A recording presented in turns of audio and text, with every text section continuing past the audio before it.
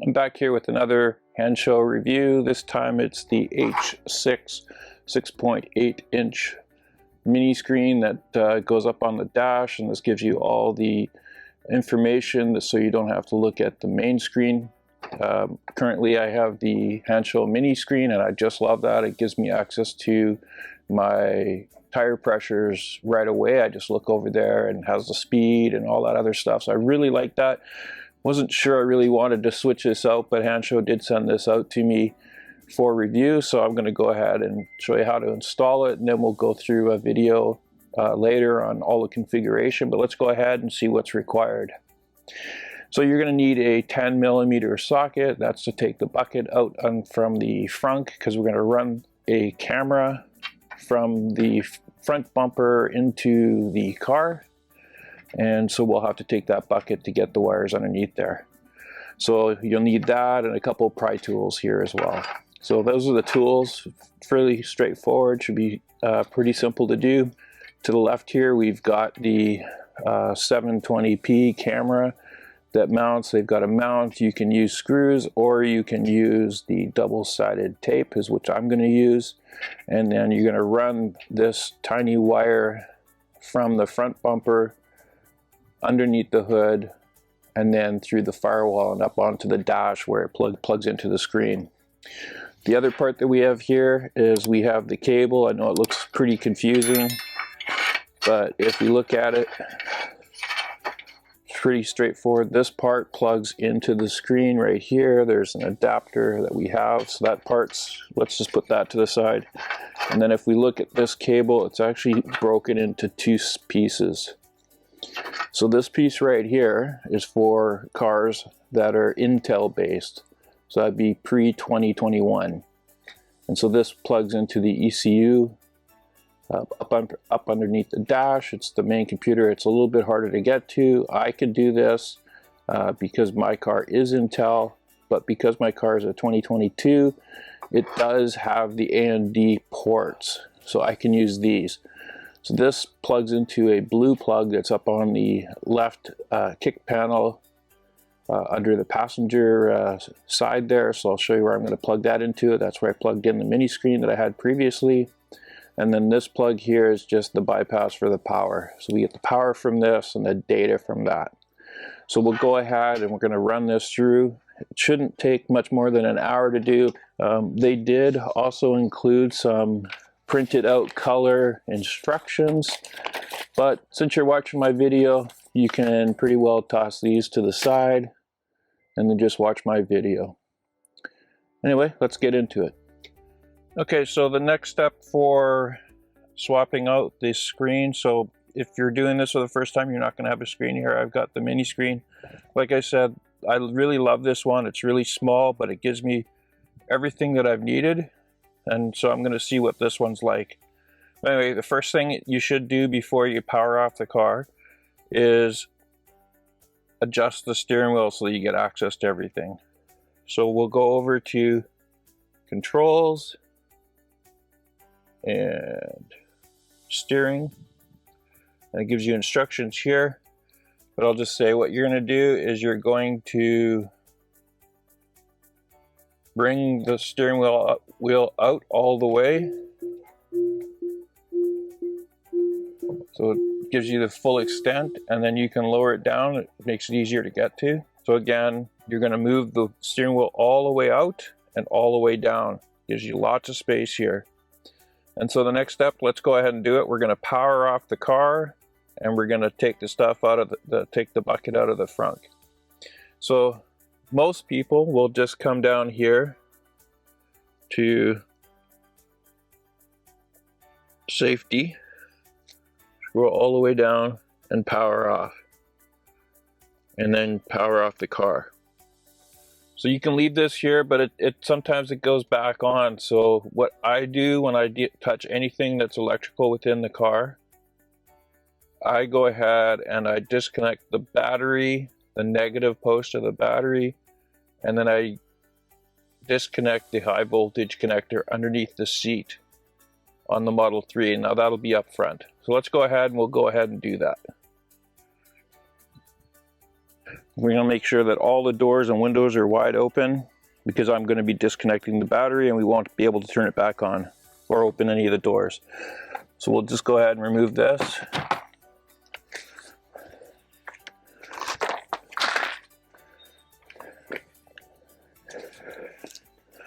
And we've got the negative post right here.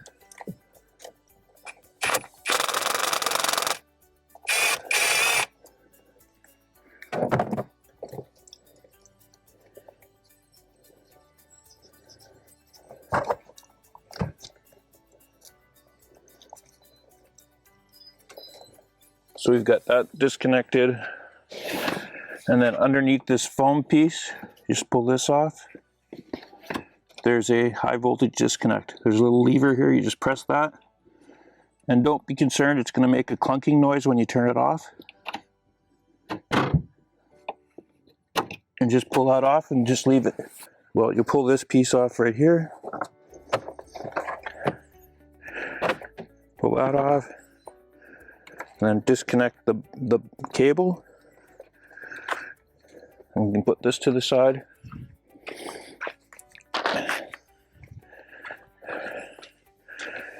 And now there's 7 10 millimeters. There's 1, 2, 3, 4, 5, 6, and 7. So we'll just go ahead and take those off.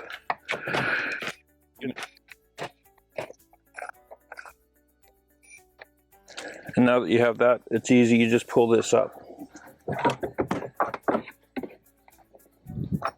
Next step is to remove this side panel, this panel right here, and then this part right here that goes across the dash, and we'll do the same thing on the other side.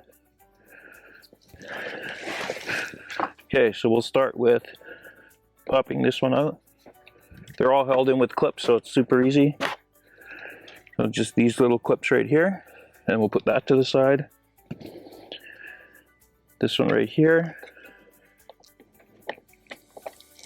You can just reach in there, grab it, and pull it out. It kind of clips into like that.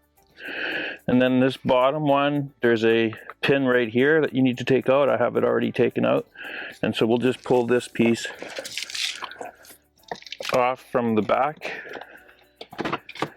and pull this up and pull this piece out. Again, it's held in with this pin right here that I've already taken out on a previous install. So that's all there is on this side. We do have to take the bottom piece out, so I'm going to go ahead and do that right now just to get it out of the way. And then once you get this, there's a light that needs to be disconnected right here. And then the speaker on this side, and it just pulls out.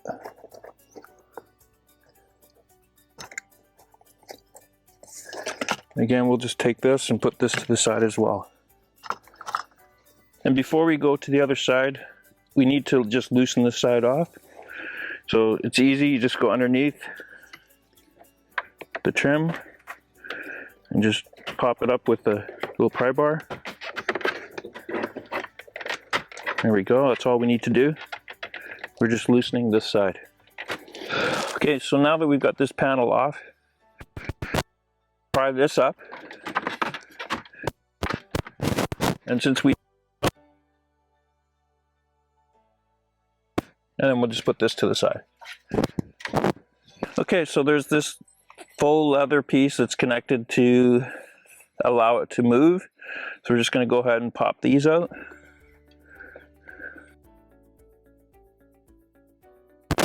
So once you got these, we can just pull this off.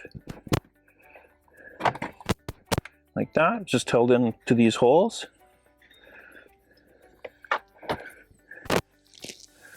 And then all we're going to do is, since I have my screen here already, I'm just going to disconnect it. Oh, I can't because it's underneath. So what we're going to do is there's 2 clips. There's one right here and one up here that hold this top panel in. It kind of helps if you go underneath this whole piece and help pull up at the same time. So we got it loose on this side, we'll do the same on the other.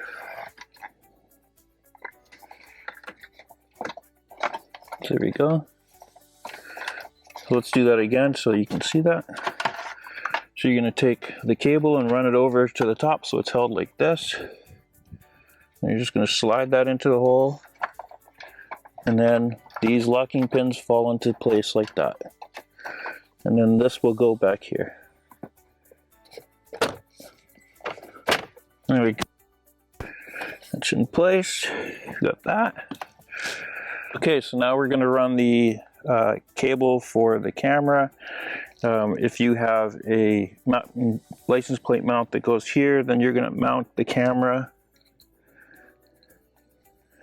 like this in the center of your car like that. Hopefully you can see that. So to run the wire, there's like a flap underneath here that you have to get to. The back here, there's a rubber plug that popped out and it goes into the car. So I'm just going to run the camera through that hole.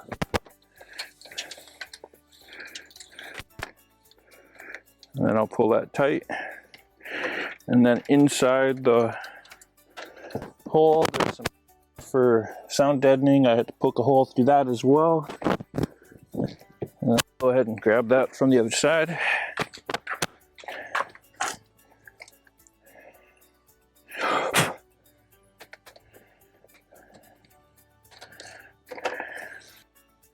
Okay, so we put everything back together now. Still the battery is disconnected, and we'll go back into the car and finish it up.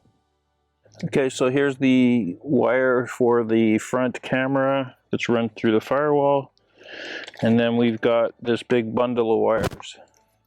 So once again, this end right here just runs straight across to the screen. And we'll just run it up again through the same piece and then across here. So what I will do is just go across here and plug it in and leave just a bit of slack, and then bring it across. And then it goes down and around those two things. It'll go like that. And the same with the camera. The camera's going to come up the same spot around that and across, and it can only plug in one way. So there we go. So that's those wires in place. We'll have to tidy up, but there is plenty of cable for making it. I was a little concerned when I first looked at it. Again, if you have a 2021 Model 3 or Y, that's an Intel, you'll be using the main computer piece. If you have a newer version, all you need to do is plug in the blue cable and if there's another cable plugged into there, plug it in. And then same with this one for the power. They're both located down here in the footwell. So again, we have the Intel piece, which we're just going to ignore. And we have the two cables that need to be plugged in here. So the blue plug goes into this blue plug here. If you have something that's already plugged in there, you can plug it into here and then plug this in. I don't, so I'm just going to go ahead and plug this in like that.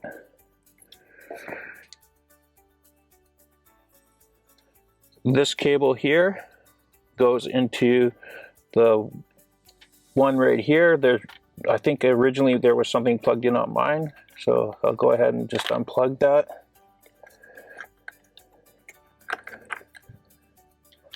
You're going to take whatever you have plugged into it, plug that into the splitter,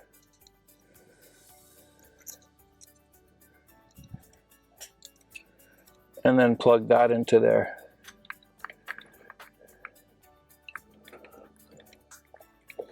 Okay, so we've got all the cables plugged in, we've got the camera there, we have everything in place. We still need to mount the camera, but before we go any further, let's go ahead and power on the car just to make sure that the screen is functioning and that we see the camera. So for me, I'm going to connect the disconnect underneath the rear seat, and then I'm going to go ahead and plug in the battery. Okay, so I've just temporarily plugged in the battery cable, and now we're just going to go ahead and check this out, see if it's functioning.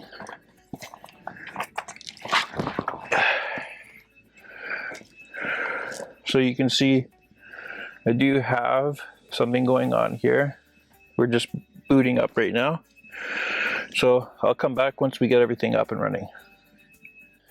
Okay, so I've got this installed. It's a lot wider than the original mini one, a little bit higher. It's actually quite a bit bigger than the other one.